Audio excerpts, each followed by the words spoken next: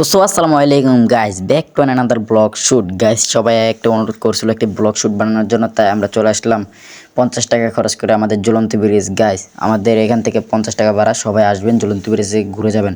Guys, আমরা আসার সাথে সাথে এরকম একটি দেখবো ঘর, এইখানে ঠান্ডা পাওয়া যায়, দোকান অনেকে ত্রিপুরা মারমা, ওদের কাপড় আছে, ব্যাগ আছে এবং সুন্দর সুন্দর শেওয়াল আছে, তৈলা সব আছে। গাইস, ঢোকার সাথে সাথে দেখবো আমরা কৃষ্ণচূড়া ফুল।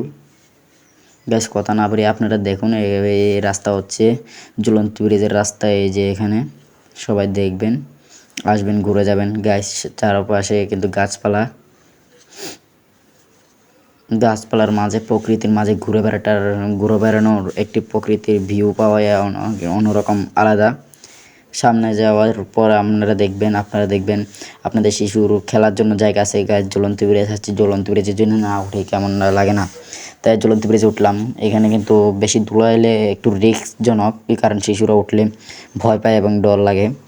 গাইস, ওরা মনে করেন ঝুলন্তী ব্রিজে আসে মানে ভণ্ড কতগুলো, দেখুন ভণ্ডরা কী করতেছে, ভণ্ডদেরকে মানা করার সাথেও তারা করতেছে। গাইস, তবু একটু ফিল নেওয়ার মজাটাই পাচ্ছি।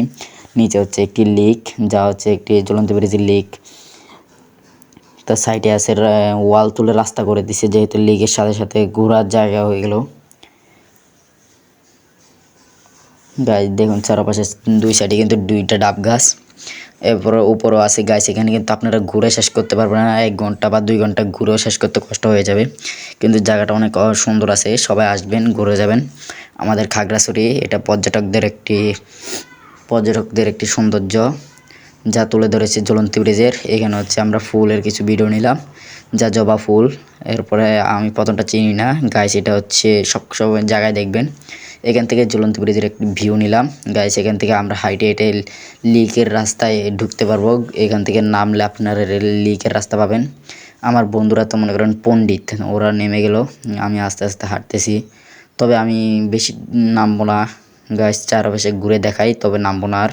তাই চলেন আপনারা আর একটু দেখায় আসি। সামনে দিয়ে রাস্তা হাঁটবেন, দুই চারিদিকে সুন্দর সুন্দর ডাব গাছ দেখবেন, সাইডে আছে ফুল গাছ এবং একটি রিসোর্ট আছে। গাইস, এখানে ভাড়া থাকা যায়, মানে অনেক দূরে থেকে যারা আসে তারা রিসোর্ট বুকিং করে আসে। গাইস, সামনে কিন্তু আই লাভ খাগড়াছড়ি, এখানে মানুষের পিক তুলে, যা হচ্ছে আমাদের খাগড়াছড়িকে তুলে ধরলো। এখানে অনেক মানুষ আছে, আর সে ঘুরে খেয়ে দিয়ে থাকে এবং রিসোর্টও আছে এখানে ভাড়া দেওয়ার জন্য। রিসোর্টে কিন্তু কথা বলে কিন্তু রিসোর্ট নেওয়া যায়। সবাইকে আসসালামু আলাইকুম।